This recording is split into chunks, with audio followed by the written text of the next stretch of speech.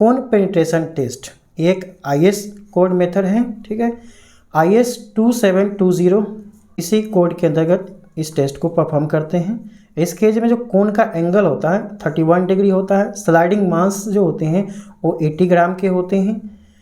जिस सिलेंडर में सैंपल रखते हैं उस सिलेंडर का जो डायमेंशन होता है और डायमीटर और हाइट दोनों 5 सेंटीमीटर का होता है। तो 30 सेकेंड में अगर 20 mm का पेनिट्रेशन हो जाता है तो उसके क्रॉसपॉन्डिंग जो वाटर कंटेंट होता है वो लिक्विड लिमिट के इक्वल होता है।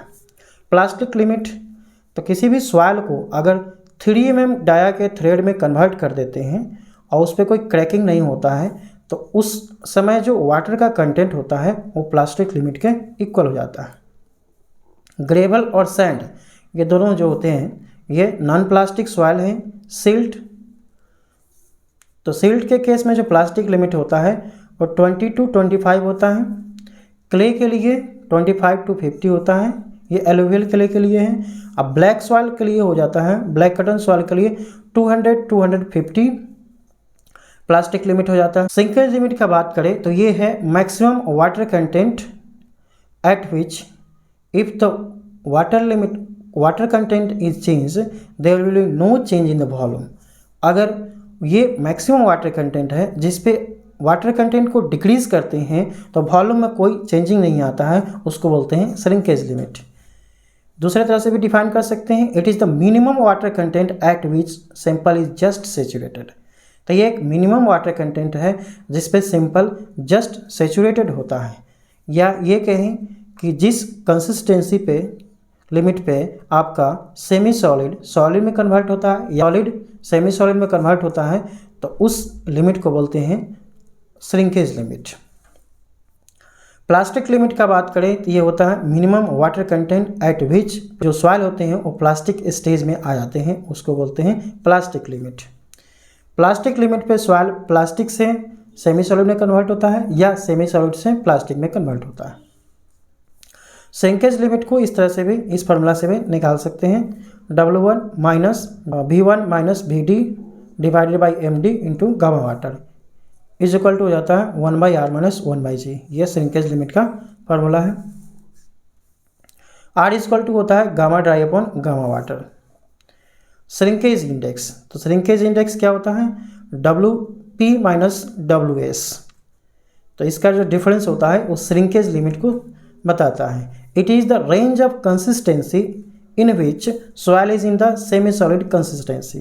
तो श्रिंकेज इंडेक्स जो होता है ना एक रेंज बताता है कंसिस्टेंसी का जिसमें जो सॉइल होते हैं वो सेमी सॉलिड स्टेज में पाए जाते हैं। श्रिंकेज रेशियो, तो श्रिंकेज रेशियो है ratio of decrease in volume express as percentage with respect to इस dry volume to change in water content.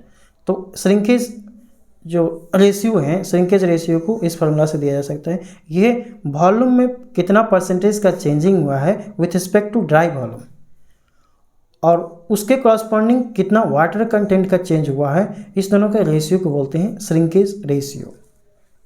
Volumetric shrinkage, percentage decrease in volume with respect to dry volume. तो dry volume के respect में कितना percentage volume का decrease हुआ है इसी को बोलते हैं वॉल्यूमेट्रिक श्रिंकेज। लीनियर श्रिंकेज और वॉल्यूमेट्रिक श्रिंकेज का दोनों का रिलेशन कुछ इस तरह से होता है। Linear shrinkage is equal to हो जाता है 1 minus 100/100 plus volumetric shrinkage whole to the power 1/3 into 100। Compressible soil, तो कंप्रेसिबल सॉइल के जो लिक्विड लिमिट होते हैं काफ़ी हाई होते हैं लेकिन श्रिंकेज लिमिट कम होते हैं। प्लास्टिसिटी इंडेक्स IP, तो ये होता है range of consistency in which the soil show plastic behaviour.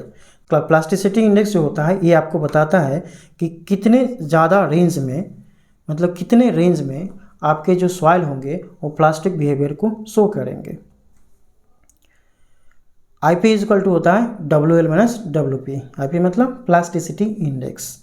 Gravel और सैंड जो होते हैं वो नॉन प्लास्टिक होते हैं। सिल्ट का प्लास्टिसिटी इंडेक्स 10 to 15, क्ले का plasticity index 10 to 100, clay black cotton soil होगा तो उस केस में आपका हो जाएगा 10/250। आईपी अगर इंक्रीज करता है तो उस सॉइल को मोर प्लास्टिक बोलते हैं। लेकिन अगर दो सॉइल का प्लास्टिसिटी इंडेक्स अगर सेम है तो उस केस में natural water content and liquid limit का डिफरेंस निकालेंगे और डिफरेंस जिसका ज़्यादा होगा वो ज़्यादा प्लास्टिक होगा। तो दो डिफरेंट प्लास्टिसिटी वाले सॉइल को अगर मिक्स करते हैं तो उस केस में जो मिक्स प्लास्टिसिटी हो जाता है, इस फार्मूला से हम लोग निकाल सकते हैं। यहाँ पे जो x1 होता है x2, ये फ्रैक्शन शो करता है कि IP1 वाले सॉइल का फ्रैक्शन x1 होगा, IP2 वाले सॉइल का फ्रैक्शन x2 होगा। इस तरह से IP मिक्स आप निकाल सकते हैं।